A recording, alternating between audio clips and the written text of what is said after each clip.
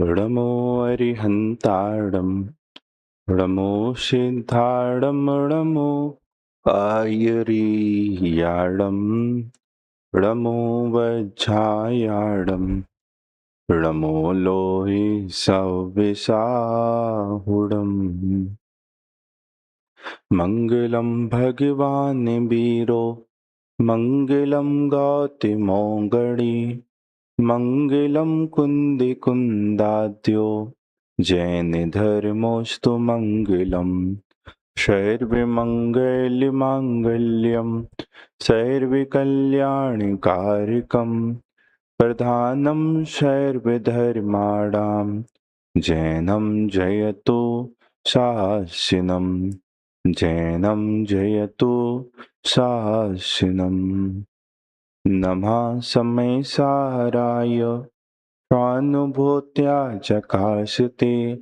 चित्स्वभावाय भावाय सर्वभावान्तरच्छिदे वन्दितु सविसिद्धे धुवमचलमणोभमं गतिं पत्ते बोच्छामि समय पाहुड निर्मो शुद्ध केवली भणितम्।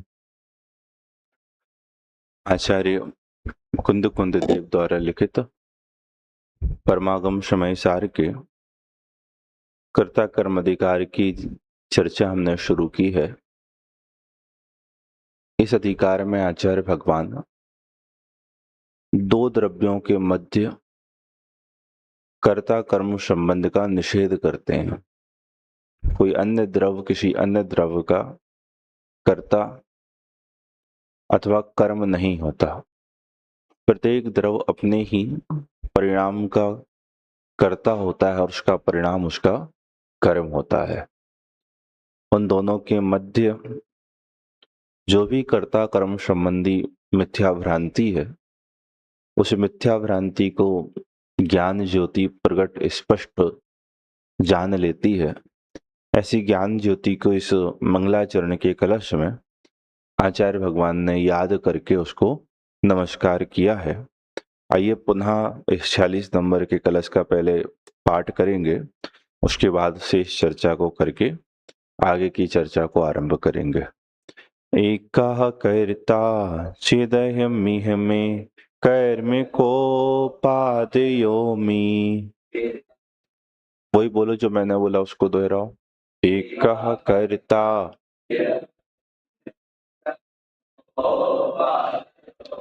इत्याज्ञानां शमयद्भिता कर्तृकर्मा प्रवृत्तिम्।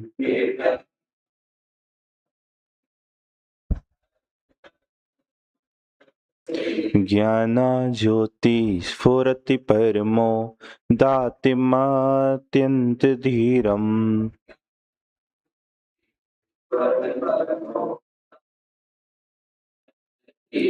साक्षात् कुर्वन् निरुपधि पृथग् द्रव्य निर्भाषि विश्वम्।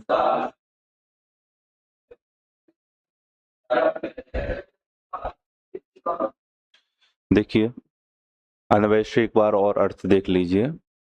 एकः कर्ता चिद अहम इह में कर्म कोपादयः अमि। चिद अहम यह मतलब श्लोक में चैतन्य स्वरूपी आत्मा वह मैं, इस लोक में मैं चैतन्य स्वरूपी आत्मा तो एकः कर्ता एक करता हूं। कोपादयः अमि यह क्रोधादि में कर्म मेरे कर्म है। इति अज्ञानाम ऐसी अज्ञानियों की कर्तृकर्म प्रवृत्तिम कर्ता कर्म की प्रवृत्ति को शमयत अभिता अभिता शमयत सर्व ओर से समन करती हुई। ज्ञानः ज्योति स्फुरति ज्ञान ज्योति स्फुरायमान होती है। कैसी है वो ज्ञान ज्योति? परमोदात्तम अत्यंत धीरम वह परम उदात है। और कैसी है कि अत्यंत धीर है। और कैसी है? साक्षात कुर्वन विश्व को, विश्वम आगे लिखा है, विश्वम मतलब विश्व को साक्षात कुर्वन प्रत्यक्ष करती हुई। निरुपधि, बिना किसी अवलंबन के, बिना किसी सहायता के, पृथक द्रव्यम, प्रत्येक द्रव्य को अलग अलग, निर्भाषी, स्वच्छता से क्या करती है, साक्षात कुर्वम, साक्षात करती है, उनको प्रत्यक्ष जानती है। यह ज्ञान ज्योति परम उदात है, अत्यंत धीर है, विश्व के समस्त पदार्थों को भिन्न भिन्न, अलग अलग, बिना किसी सहायता के स्पष्ट रूप से प्रत्यक्ष जानती है। ऐसी यह ज्ञान ज्योति को यहाँ आचार्य अमृतचंद्र देव ने याद करके उसको नमस्कार किया। देखो यहाँ कहीं लिखा तो नहीं है कि ज्ञान ज्योति को नमस्कार हो, तो आप कैसे कह रहे हो कि ज्ञान ज्योति को नमस्कार करते हैं? बोलो। ये तो ठीक है, यहाँ कहीं ऐसा कहाँ लिखा है कि ज्ञान ज्योति को नमस्कार करते हैं? बोलो।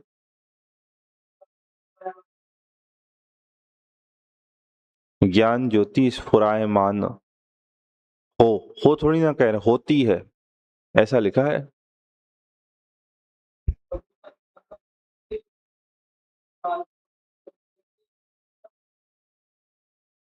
देखो पूजा का स्वरूप क्या है, भक्ति का स्वरूप क्या है, नमस्कार का स्वरूप क्या है?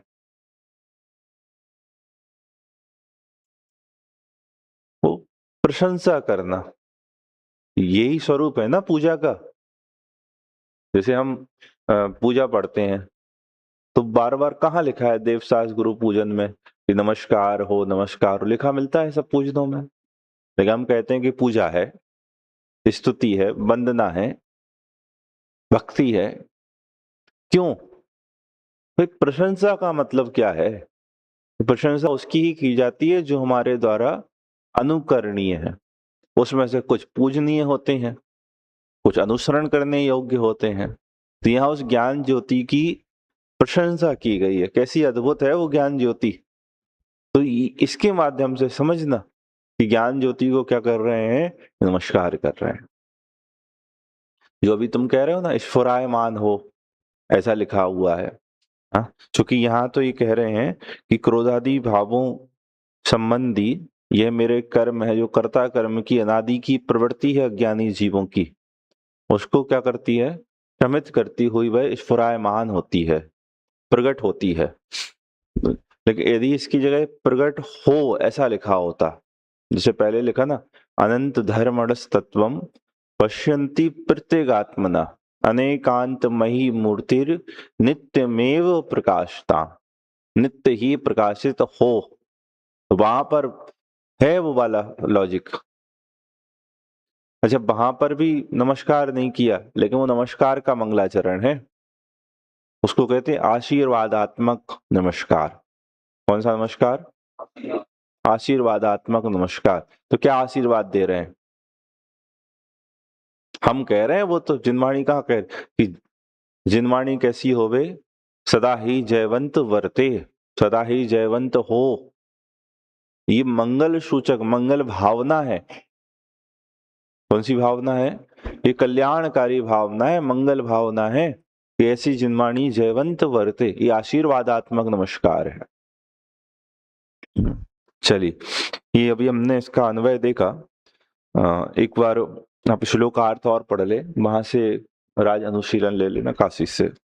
इस लोक में मैं चैतन्य स्वरूपी आत्मा तो एक करता हूं, और यह क्रोधादि भाव मेरे कर्म है।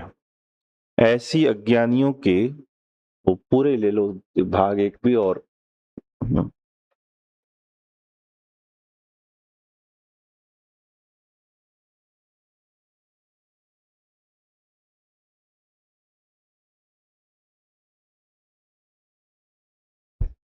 देखो, इस लोक में मैं चैतन्य स्वरूपी आत्मा तो एक करता हूं, और यह क्रोधादि भाव मेरे कर्म है।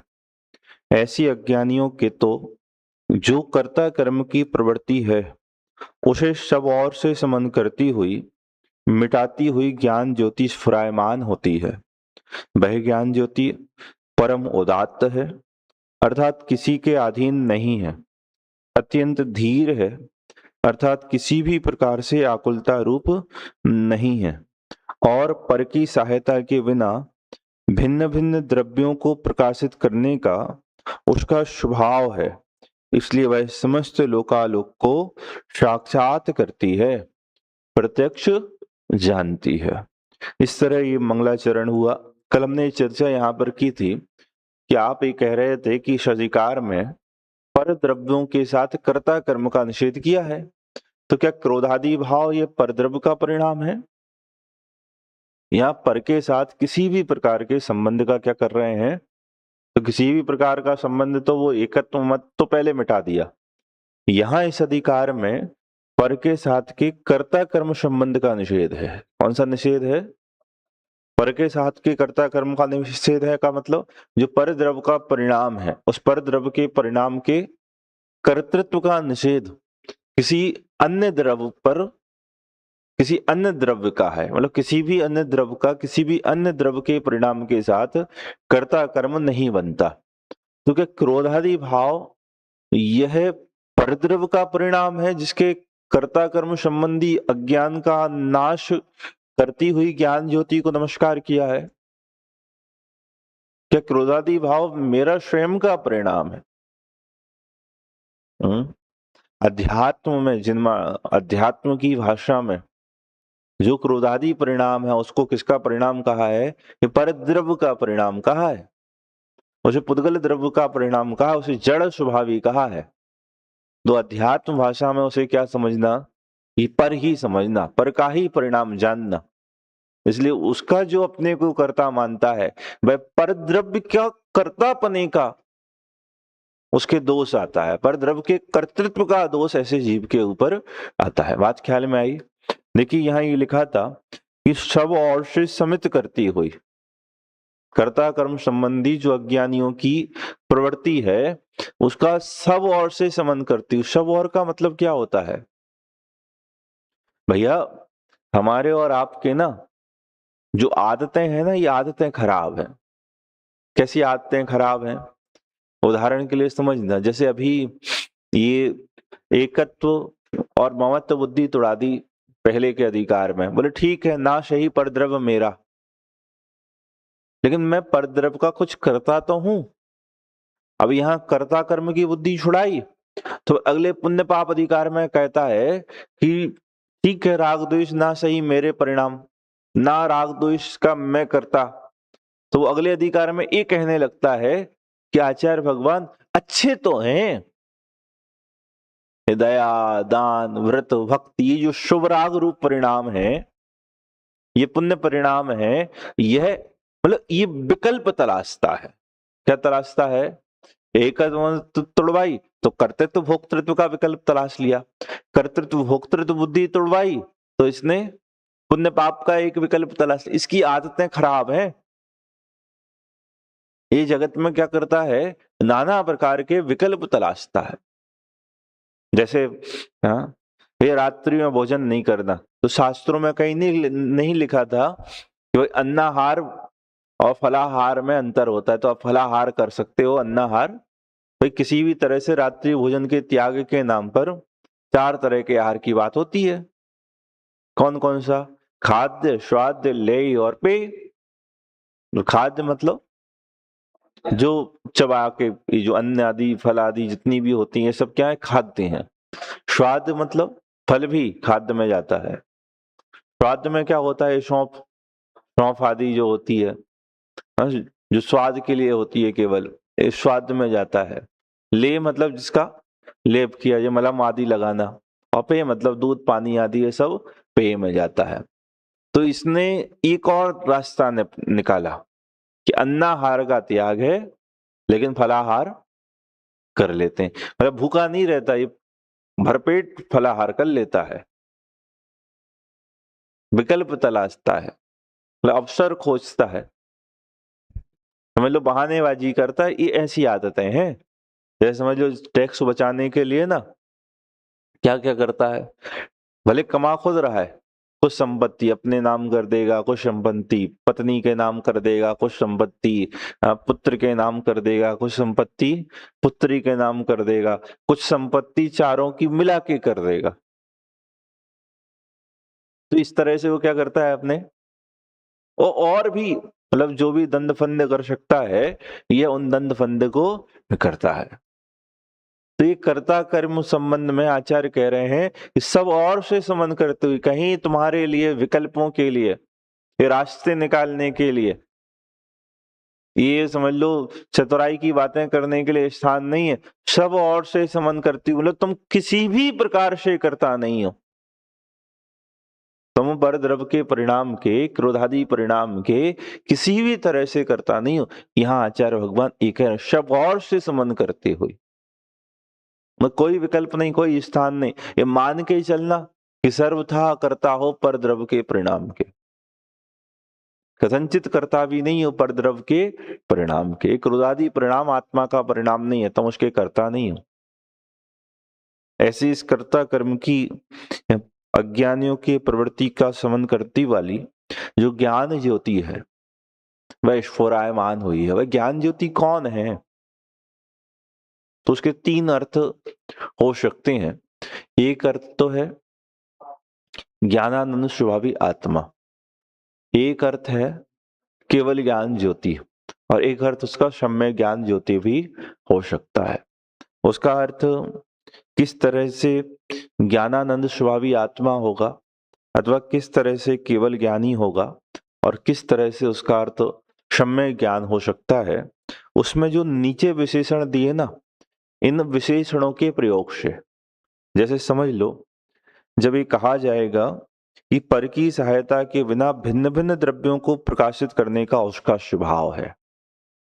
क्या कहा जाएगा? पर की सहायता के बिना भिन्न भिन्न द्रव्यों को प्रकाशित करने का उसका स्वभाव है। इस विशेषण के साथ यदि हम ज्ञान ज्योति को स्मरण करेंगे तो इसका अर्थ ज्ञानानंद स्वभावी आत्मा हो जाएगा, ज्ञान स्वभावी आत्मा हो जाएगा। क्यों? क्योंकि ज्ञान स्वभावी आत्मा अपने जानने रूपी कार्य को किसी अवलंबन से नहीं करता। क्या? ये जो हमारा आत्मा है ना, यह अपना जो कार्य है कौन सा? जानने का, यह बिना किसी अवलंबन के करता है। ऐसे ही जब उसका अर्थ हम इस विशेषण का प्रयोग करेंगे कि समस्त लोकालोक को साक्षात करती है, हाँ, समस्त लोकालोक को प्रत्यक्ष जानती है, तो उसका अर्थ हो जाएगा केवल ज्ञान, क्योंकि केवल ज्ञान में ही लोकालोक साक्षात जानने में आते हैं। और जब हम इस विशेषण का उपयोग करेंगे कि लोकालोक को साक्षात करती है, तो इसमें श्रुत ज्ञान भी सम्मिलित हो जाएगा, सम्यक ज्ञान भी सम्मिलित नहीं। देखो पहला ख्याल में आया आपके, जब ये अर्थ करेंगे कि पर की सहायता के बिना समस्त द्रव्यों को पृथक पृथक जान लेती है, तो इसका अर्थ होगा ज्ञान स्वभावी आत्मा। जब इस विशेषण के साथ प्रयोग करेंगे कि समस्त लोकालोक को साक्षात करती है, प्रत्यक्ष जानती है, तो इसका अर्थ क्या हो जाएगा? केवल ज्ञान स्वभावी। ये सम्यक ज्ञान ज्योति का अर्थ क्या होगा? केवल ज्ञान।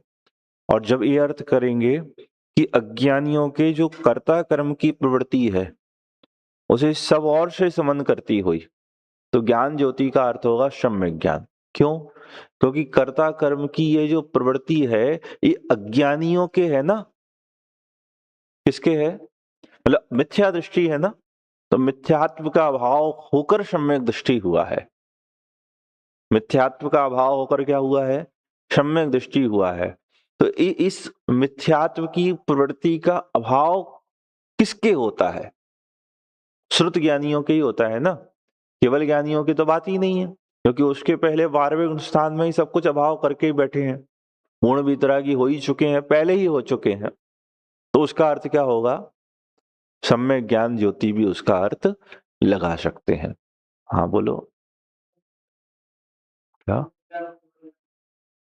सम्यक ज्ञान और केवल ज्ञान में ये अंतर है कि केवल ज्ञान पहले तो गुण स्थान की अपेक्षा समझ लो, सम्यक ज्ञान चौथे गुण स्थान में प्रकट हो जाता है और केवल ज्ञान 13वें गुण स्थान में प्रकट होता है। केवल सम्यक ज्ञान यह श्रुत ज्ञान की परिणति है और केवल ज्ञान यह ज्ञान का परिपूर्ण विकास, ये केवल ज्ञान स्वरूप है।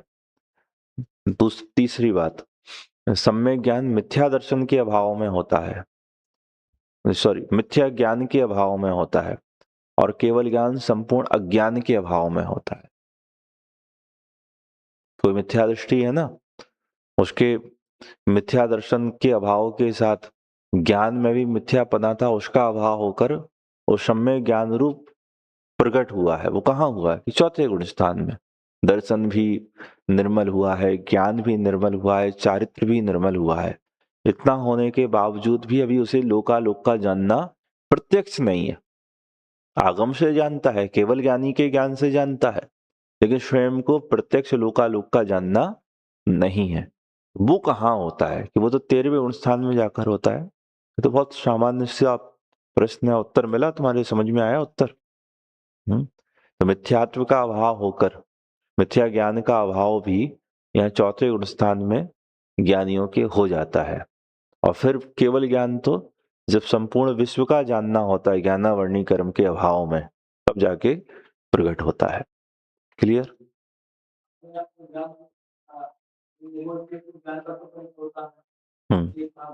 हाँ,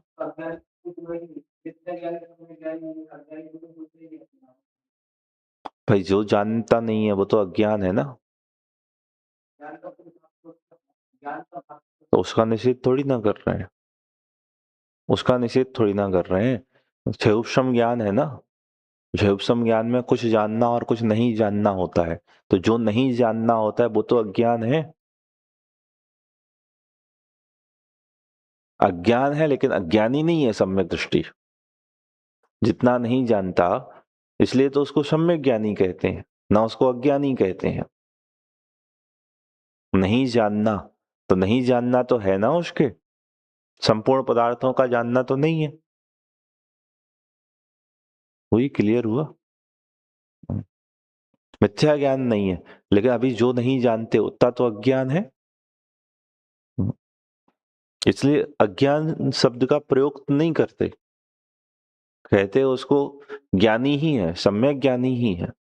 देखो सम्यक ज्ञान का तात्पर्य बस इतना है कि वह प्रयोजनभूत पदार्थों को सम्यक तरीके जानता है, बस कि मैं जीव हूं, देहादि जो परद्रव्य है वह मेरे नहीं, वह प्रयोजनभूत पदार्थों का सम्यक ज्ञान करता है। बाकी शेष पदार्थों को जाने ना जाने उससे कोई लेना देना नहीं, केवल ज्ञान में समस्त पदार्थों का प्रत्यक्ष प्रतिभास, प्रत्यक्ष जानना होता है। चले आगे चले, तो ये आपको ख्याल में आया ज्ञान ज्योति के तीन विशेष, मतलब ज्ञान ज्योति के तीन अर्थ। एक तो ज्ञान स्वभावी आत्मा, ज्ञान ज्योति का अर्थ, दूसरा केवल ज्ञान और तीसरा सम्यक ज्ञान। जब ज्ञान ज्योति का अर्थ ज्ञान स्वभावी आत्मा करेंगे तो क्या कहेंगे कि पर के अवलंबन बिना समस्त पदार्थों को भिन्न भिन्न जानने का स्वभाव है जिसका। और जब ज्ञान ज्योति का अर्थ केवल ज्ञान करेंगे तो लोकालोक को प्रत्यक्ष जानने वाला।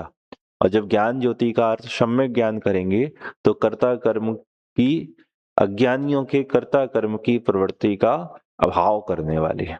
देखो इसमें प्रश्न उठा के, ये जो आप तो लाए ही नहीं पुस्तकें, लाए हो अनुशीलन नहीं, ये वाली प्रश्नोत्तर वाली, इसमें केवल एक बार मैं पढ़ के आपको बताता हूँ, फिर अनुशीलन से दिखाऊंगा।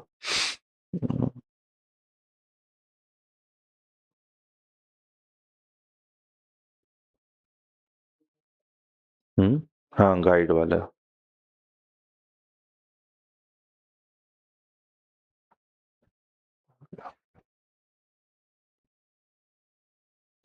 देखो ज्ञान ज्योति शब्द के तीन अर्थ किए जा सकते हैं। पहला है ज्ञानानंद स्वभावी भगवान आत्मा। ज्ञान ज्योति के विशेषण निरुपधि पृथक द्रव्य निर्भाषी का अर्थ पर की सहायता के बिना भिन्न भिन्न पदार्थों को जानने के स्वभाव वाला करने पर भगवान आत्मा यह अर्थ होता है। दूसरा, सम्यक ज्ञान। कर्ता कर्म संबंधी अज्ञान के नाश पूर्वक होने के कारण चतुर्थ गुण स्थान में प्रकट होने वाले सम्यक ज्ञान को भी ज्ञान ज्योति का अर्थ कहा है। और तीसरा, केवल ज्ञान। परंतु विश्वम साक्षात कुर्वन् इस विशेषण के कारण सकल ज्ञेय वस्तु को एक समय में प्रत्यक्ष जानने वाली केवल ज्ञान ज्योति को भी यहाँ अर्थ लिया गया है। उपरोक्त में से जिस अर्थ को मुख्य करेंगे, शेष विशेषण तदनुसार ही घटित करने होंगे। तो जब आप केवल ज्ञान अर्थ करो तो वैसा विशेषण लगाना, जब सम्यक ज्ञान अथवा ज्ञान स्वभावी अर्थ करते हो तो वहां पर उसके वैसे विशेषणों का प्रयोग करना। आइए जरा इसमें से इसी संबंध में जो व्याख्या दादा ने की है, कौन सा अर्थ उपयुक्त है और कौन सा अर्थ नहीं है, अथवा जो अर्थ है उसका क्या अभिप्राय है, आप पेज नंबर निकालिए, 3 नंबर पेज निकालिए।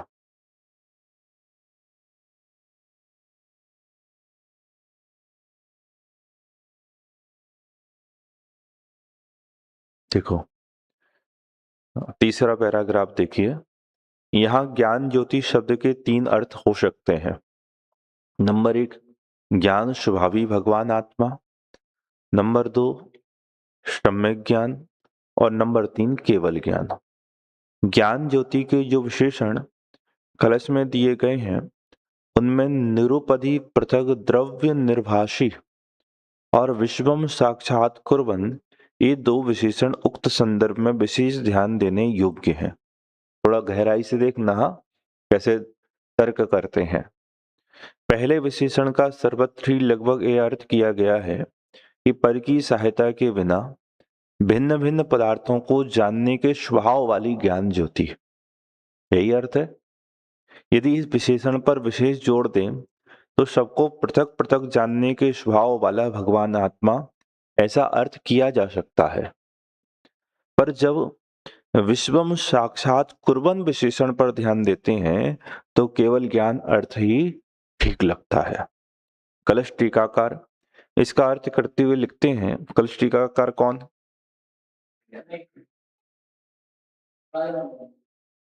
बताओ, गजब हो तुम लोग हैं।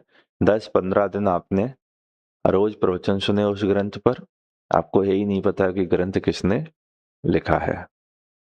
कलश टीकाकार पांडे राजमल जी इसका अर्थ करते हुए लिखते हैं कि वह ज्ञान ज्योति सकल ज्ञेय वस्तु को एक समय में प्रत्यक्ष जानती है और भिन्न भिन्न रूप से सकल द्रव्य गुण पर्याय को जाननशील है। और हम अध्यात्म तरंगिणी में तो अत्यंत स्पष्ट रूप में केवल ज्ञान अर्थ लिया है। पंडित जयचंद जी छावड़ा भी लिखते हैं कि पर की सहायता के बिना भिन्न भिन्न द्रव्यों को प्रकाशित करने का उसका स्वभाव है, इसलिए वह समस्त लोकालोक को साक्षात करती है, प्रत्यक्ष जानती है। यद्यपि ज्ञान ज्योति के विशेषणों पर ध्यान देने से केवल ज्ञान अर्थ पर ही विशेष ध्यान जाता है। मुख्य रूप से तो कहाँ ये ध्यान जाता है, तथापि इन विशेषणों को हम किसी अपेक्षा सम्यक ज्ञान पर भी घटित कर सकते हैं। कैसे? कि सम्यक ज्ञान के अर्थ में सबसे प्रबल युक्ति यह है कि कर्ता कर्म संबंधी अज्ञान का नाश करती हुई जो ज्ञान ज्योति प्रकट होती है वह चतुर्थ गुण स्थान में होने वाली आत्मानुभूति रूप सम्यक ज्ञान ही होना चाहिए। क्या कह रहे हैं? यह जो कर्ता कर्म संबंधी अज्ञान को नाश करने वाली ज्ञान ज्योति प्रकट होती है वह कौन सी होनी चाहिए? कि आत्मानुभूति रूप सम्यक ज्ञान ही होना चाहिए, क्योंकि स्वयं का कर्ता कर्म संबंधी अज्ञान का नाश होने पर तो सम्यक ज्ञान रूपी ज्योति ही प्रकट होती है, केवल ज्ञान ज्योति नहीं। क्यों? यदि केवल ज्ञान ज्योति को कर्ता कर्म संबंधी अज्ञान का नाश करने वाली कहेंगे तो फिर कर्ता कर्म संबंधी अज्ञान 12वें गुण स्थान तक मानना होगा, जो कि संभव नहीं है। अतः यही ठीक है कि वह अज्ञान केवली का स्वयं का ना होकर अज्ञानी शिष्यों का ही होगा। ज्ञान ज्योति के स्वरूप को स्पष्ट करते हुए स्वामी जी लिखते हैं, तो 2 अर्थ समझ में आ गए। हाँ, ज्ञान स्वभावी आत्मा कैसे, उसका अर्थ और किन किन ने स्वीकारा है कि कलश टीकाकार, परम अध्यात्म तरंगिणी में, और इसके अलावा पंडित जयचंद जी छावड़ा ने। और उक्त विशेषण जो यहाँ चर्चा की है उसके आधार पर केवल ज्ञान अर्थ घटित होता है। लेकिन जब इसकी बात करते हैं कि कर्ता कर्म संबंधी अज्ञान की निवृत्ति करने वाला, तो कर्ता कर्म संबंधी अज्ञान की निवृत्ति तो ये चौथे गुण स्थान में होती है, केवल ज्ञानियों के नहीं, केवल ज्ञानियों के शिष्यों के होती है। देखिए आगे, ज्ञान ज्योति के स्वरूप को स्पष्ट करते हुए स्वामी जी लिखते हैं, ज्ञान ज्योति त्रिकाली ज्ञान स्वरूपी स्वरूप लक्ष्मी, ये तीसरा वाला अर्थ कर रहे हैं। तीसरा अर्थ कौन सा? ज्ञान स्वभावी आत्मा। अभी केवल ज्ञान अर्थ कर चुके हैं और सम्य ज्ञान अर्थ उसका कर चुके हैं।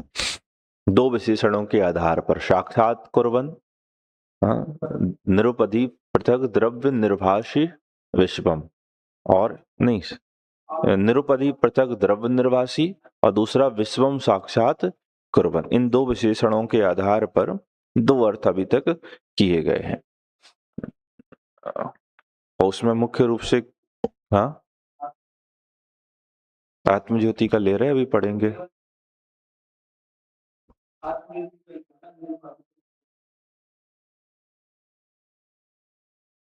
अभी हाँ, वो तो तुम ठीक कह रहे हो, लेकिन जो व्याख्या की गई है ना, वो केवल ज्ञान की मुख्यता से की गई है और सम्य ज्ञान की मुख्यता से की गई। और उसी देखो, ये जो दो विशेषण लिखे ना, इनके आधार पर अभी तीन व्याख्याएं करनी, मतलब मुख्य रूप से वो ये कह रहे हैं, दो विशेषण कहे ना सम्य ज्ञान ज्योति के, एक तो निरुपधि पृथक द्रव्य निर्भासी और दूसरा साक्षात कुर्बन विश्वम।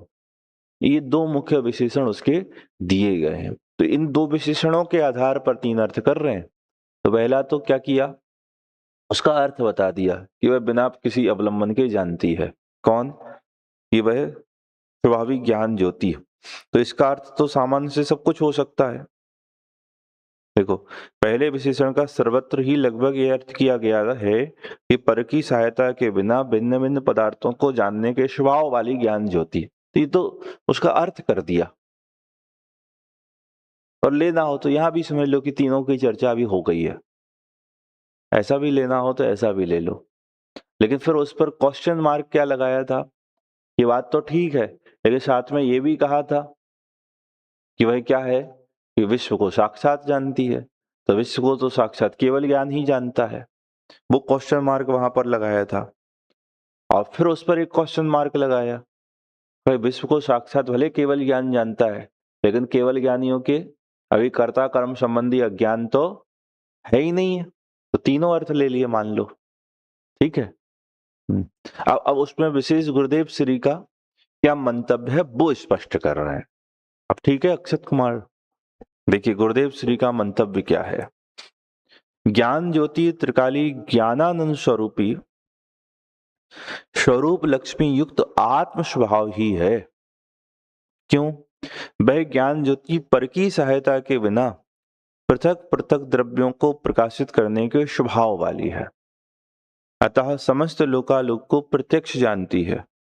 ज्ञाता स्वभाव के आश्रय से जो ज्ञान पर्याय प्रकट होती है, उसका स्वभाव पृथक पृथक द्रव्यों को संपूर्ण रूप से प्रकाशित करने, इस स्वभाव की बात कर रहे हैं ना, ये आत्मा का स्वभाव ही तो है। देखो, जो पर्याय प्रकट होती है उसका स्वभाव पृथक द्रव्यों को संपूर्ण रूप से प्रकाशित करने का है।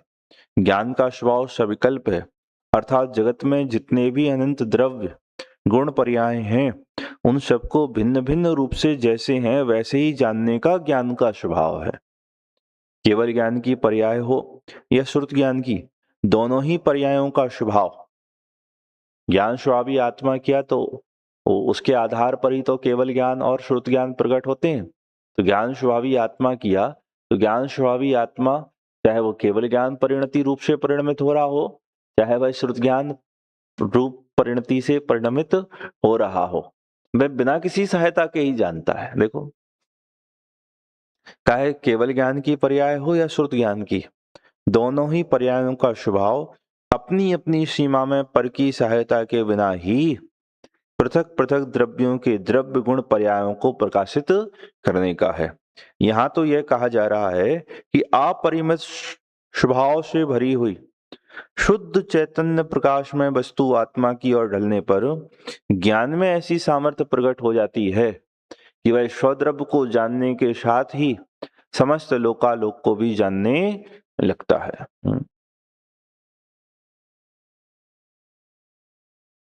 ज्ञान की पर्याय का ऐसा सबर प्रकाशक स्वभाव स्वयं से है। अहो, ज्ञान स्वामी आत्मा का ऐसा स्वभाव है कि वह पर में कुछ करता नहीं है और जानता सबको है। तो इस तरह ये तीनों अर्थ समीचीन है।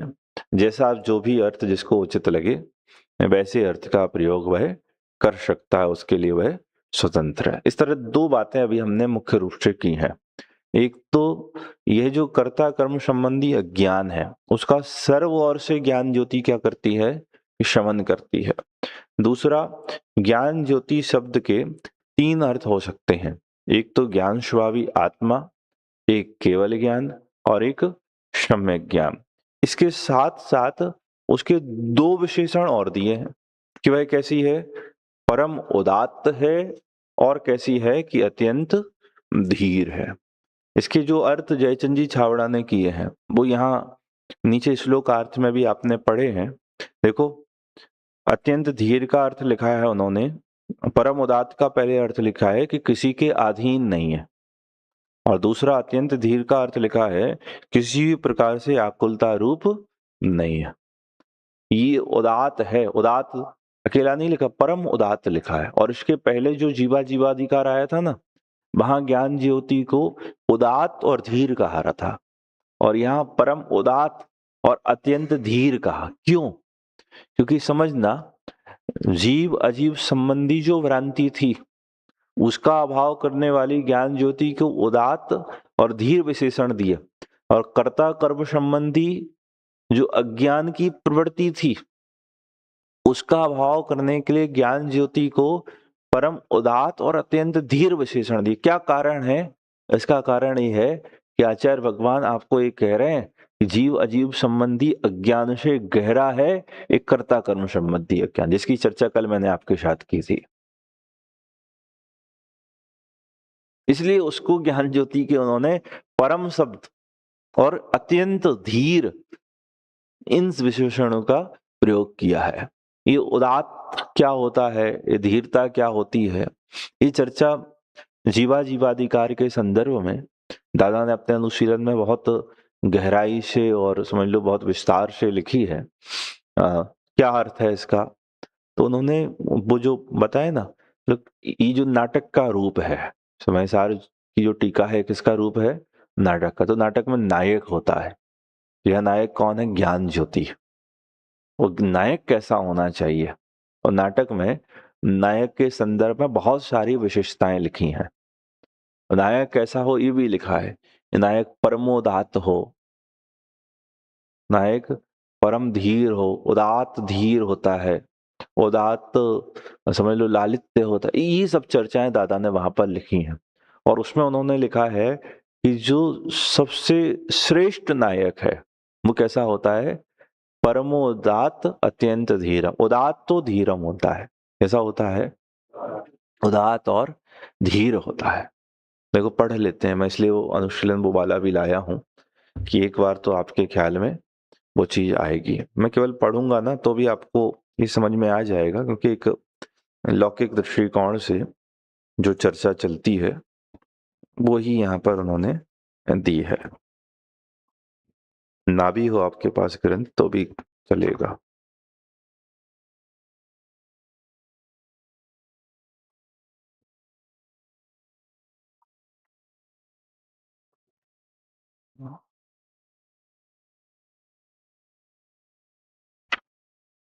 देखो, प्रश्न है कि आपने कहा कि ज्ञान धीरोदात्त नायक है। ये धीरोदात्त नायक क्या होता है, कैसा होता है? नायक कितने प्रकार के होते हैं और कौन कौन से? उत्तर लिखा है, भाई ये सब काव्य शास्त्र का विषय है। इन बातों को विस्तार से जानने के लिए काव्य शास्त्रीय ग्रंथों का अध्ययन करना चाहिए। ये तो ठीक, पर प्रत्येक आत्मार्थी तो काव्य शास्त्र का अध्ययन कर नहीं सकता है। तथा संक्षेप में यहाँ भी समझाइए ना, जिससे हम समय सार की नाटकीयता को भी थोड़ी बहुत समझ सकें। काव्य शास्त्र के प्रतिष्ठित आचार्य विश्वनाथ के प्रसिद्ध ग्रंथराज साहित्य दर्पण में नायक के स्वरूप व भेदों को इस प्रकार स्पष्ट किया गया है। त्यागी, कृतज्ञ, कुलीन, लक्ष्मीवान, लोगों के अनुराग का पात्र, रूप, यौवन और उत्साह से युक्त, तेजस्वी, चतुर और शीलवान पुरुष काव्यों और नाटकों का नायक होता है। धीरोदात्त, धीरोद्धत, धीर ललित और धीर प्रशांत, ये नायक के प्रथम 4 भेद हैं। पहला कौन है? धीरोदात्त। हमारे यहाँ जो ज्ञान ज्योति रूपी नायक है, उसको कौन सा विशेषण दिया? ये कौन सा नायक है? धीरोदात्त नायक है। कैसा होता है वो? ये क्षमाशील, अति गंभीर स्वभाव वाला, अपनी प्रशंसा नहीं करने वाला, महाशत्व अर्थात हर्ष शोक आदि से अपने स्वभाव को नहीं बदलने वाला, स्थिर प्रकृति, विनय से युक्त, गौरववान, दृढ़वृत्ति, अपनी बात का पक्का, आन वान वाला पुरुष धीरोदात्त नायक कहलाता है। जैसे कि श्री राम, युधिष्ठिर आदि, इनका चरित्र बहुत ऊंचा माना जाता है। तो ये धीरोदात्त नायक थे। और दूसरा लिखा है धीरोद्धत, जिनको बात बात पर बवाल हो, मतलब बात बात पर जिनको उबाल आता है। तो मायावी, प्रचंड, चपल, घमंडी, शूर, अपनी प्रशंसा के पुल बांधने वाला पुरुष धीरोद्धत नायक कहलाता, जैसे रावण, भीमसेन आदि। अगला देखिए कौन है? धीर ललित। धीर तो सबके साथ ही लगा है भाई, नायक में कम से कम धीरता तो होनी चाहिए। वीरता और धीरता नहीं है तो नायक किस बात का? लेकिन उसकी खास विशेषता क्या है कि भाई एक उदात्त था।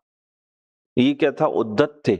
ललित मतलब जिनको मजा आता है, मतलब समझ लो जो मतलब विषयी टाइप के हों, वो कौन है? धीर ललित। तो नाचने गाने घूमने फिरने में जिनको मजा आता है। निश्चिंत, अति कोमल स्वभाव वाला, सदा नृत्य गीतादि कलाओं में लीन पुरुष धीर ललित नायक कहलाता है। जैसे रत्नावली नाटिका में वत्सराज आदि। और अगला है धीर प्रशांत, बिल्कुल शांत से हैं, सीधे सीधे से लोग। त्यागी, कृतज्ञ, कुलीन, संपन्न लोगों से सम्मान्य, तेजस्वी, चतुर और शीलवान, संस्कारों से संपन्न द्विजातिक पुरुष धीर प्रशांत नायक कहे जाते हैं। जैसे भगवान महावीर, बुद्ध आदि। इसी प्रकार के भाव महाकवि धनंजय विरचित 10 रूपक के द्वितीय प्रकाश में भी प्राप्त होते हैं। नायक की उक्त प्रकारों में धीरोदात्त नायक ही सर्वश्रेष्ठ नायक होता है। आप इससे अंदाजा लगाओ आचार्य अमृत चंद्र देव का व्यापक ज्ञान कितना होगा। तो उन्होंने अपने नायक को धीरोदात्त का, मतलब वो नाटक शास्त्रों की प्रकृति से कितनी गहराई से परिचित होंगे। यद्यपि धीर प्रशांत भी अच्छा ही होता है, पर उसकी प्रशांतता उसे संघर्ष में परिवर्तन नहीं होने देती। जब किसी संघर्ष में विजय प्राप्त करना हो तो वहां धीरोदात्तता ही बलवती सिद्ध होती है। और देखो थोड़ा सा एक आध पेज और होगा। धीर विशेषण तो चारों प्रकार के नायकों में सभी में पाया जाता है। इसका तात्पर्य यह है कि धीरता के बिना तो नायक बना संभव ही नहीं। धैर्य तो अत्यंत आवश्यक है, पर जिसमें धैर्य के साथ साथ उदारता भी हो तो उदारता भी हो तो फिर उसका कहना ही क्या। यहाँ जिस ज्ञान का स्मरण किया गया है वह ज्ञान इसी प्रकार का धीरोदात्त नायक है। वह धैर्य का धनी तो है ही और उदार भी है, क्योंकि अनंत ज्ञेयों को जानने की उदारता और धैर्य उसमें है, पर वह उनमें अपनापन स्थापित नहीं करता, उनका स्वामी नहीं बनता। ये ज्ञान कैसा नायक है? धीरोदात्त। क्या कहा? धीरोदात्त नायक कहा। धीर का अर्थ तो क्या किया था कि जिसे पर के अवलंबन की आवश्यकता नहीं है। नहीं, उदार शब्द का क्या अर्थ किया था पंडित जयचंद जी ने, कि जिसे पर के अवलंबन की आवश्यकता नहीं। और धीर कैसा कि जो आकुलता रूप नहीं है। तो ज्ञान कैसा है कि परावलंबन की आवश्यकता नहीं है इसको, ये अपने आप में ही कैसा है कि संपूर्ण है, परिपूर्ण है। देखो उदार शब्द का अर्थ लौकिक में क्या होता है? भाई ये बड़े दिल वाला है, ये बड़े समझ लो दयावान है। तो कोई नायक अपनी शक्ति के बल पर जैसे किसी को जीत ले, किसी राज्य को जीत ले और जीतने के बाद उसे उसका राज्य सौंप दे, इसको क्या कहते हैं हम? ये बड़ा उदार है। सुनना ध्यान से, राज जैसे कोई नायक अपनी शक्ति के बल पर किसी पड़ोसी राज्य को जीत ले और फिर पुनः ससम्मान उसका राज उसको सौंप दे, तो कहते हैं ये बड़ा उदार है। ऐसे ही ज्ञान है, विश्व के समस्त पदार्थों को जानता तो है लेकिन किसी को भी अपना नहीं मानता। कितना उदार है कि सब जानने में आते हैं लेकिन किसी को भी अपनत्व नहीं करता, किसी से भी अपनापन नहीं करता, किसी को भी समझ लो अपना बनाने की चेष्टा नहीं करता। कितना उदार है ये। और धीर क्यों है भाई? ज्ञान के होने में कोई आकुलता नहीं है, कोई जल्दबाजी नहीं, बिल्कुल सहज परिणमन होता है ज्ञान का, इसलिए कैसा है? धीर है। देखो क्या कह रहे हैं, हाँ, जिस ज्ञान का स्मरण किया गया है वह ज्ञान इसी प्रकार का धीरोदात्त नायक है। वह धैर्य का धनी तो है ही और उदार भी है, क्योंकि अनंत ज्ञेयों को जानने की उदारता और धैर्य उसमें है, पर वह उनमें अपनापन स्थापित नहीं करता, उनका स्वामी नहीं बनता। जिस प्रकार कोई राजा शत्रु के आक्रमण को धैर्य से झेले और उसे पराजित करके भी उसका राज उदारता पूर्वक उसे ही लौटा दे, उसे मित्र बना ले, तो वह धीरता और उदारता दोनों का ही परिचय देता है। ऐसा नायक धीरोदात्त कहलाता है। ज्ञान अनंत ज्ञेयों को, ये अंडरलाइन करना आप, ज्ञान अनंत ज्ञेयों को बड़े धैर्य से देखता जानता है, बिल्कुल आकुलता नहीं करता, पर उनमें जमता रमता नहीं है, उनका स्वामी नहीं बनता, उन्हें अपनी संपत्ति नहीं मानता। यह उनकी उदारता है। धीरता वीरता से यह विश्व को जीत लेता है और उदारता से सम्मान को हासिल कर लेता है। धीरता से जानता है, उदारता से उनको अपना मानता नहीं है। अनंत ज्ञेयों को जानने पर भी उसे कोई आकुलता नहीं होती, अतः वह अनाकुल भी है। वह तो सदा ही अपने आत्मा रूपी बाग में ही रमण करता रहता है, क्योंकि उसने अपनी वीरता से, धीरता से सभी शत्रुओं को पराजित कर उन्हें भी अनुकूल बना लिया है। अतः अब उसे आकुलता का कोई कारण शेष नहीं रहा। एक पैराग्राफ और है, जो आक्रमण करने में सक्षम होता है, ये देखो दादा की आप समझ देखना, जो आक्रमण करने में सक्षम होता है उसे वीर कहते हैं, और जो आक्रमण झेलने में समर्थ होता है उसे धीर कहते हैं। युद्ध जीतने के लिए अकेले वीरता नहीं चाहिए, धीरता भी चाहिए। देखो, आक्रमण करने से अधिक आवश्यकता आक्रमण झेलने की है, क्योंकि यदि आक्रमण को झेलने की क्षमता ना हो तो आक्रमण करने का अवसर ही प्राप्त ना हो सकेगा। अतः प्रत्येक नायक वीर तो होता ही है, उसका धीर होना भी अत्यंत आवश्यक है। जिसमें धीरता नहीं होगी वह अनाकुल नहीं रह सकता है। वीरता और धीरता के साथ जब उदारता भी होती है तो फिर सोने में सुगंधी जैसी बात हो जाती है।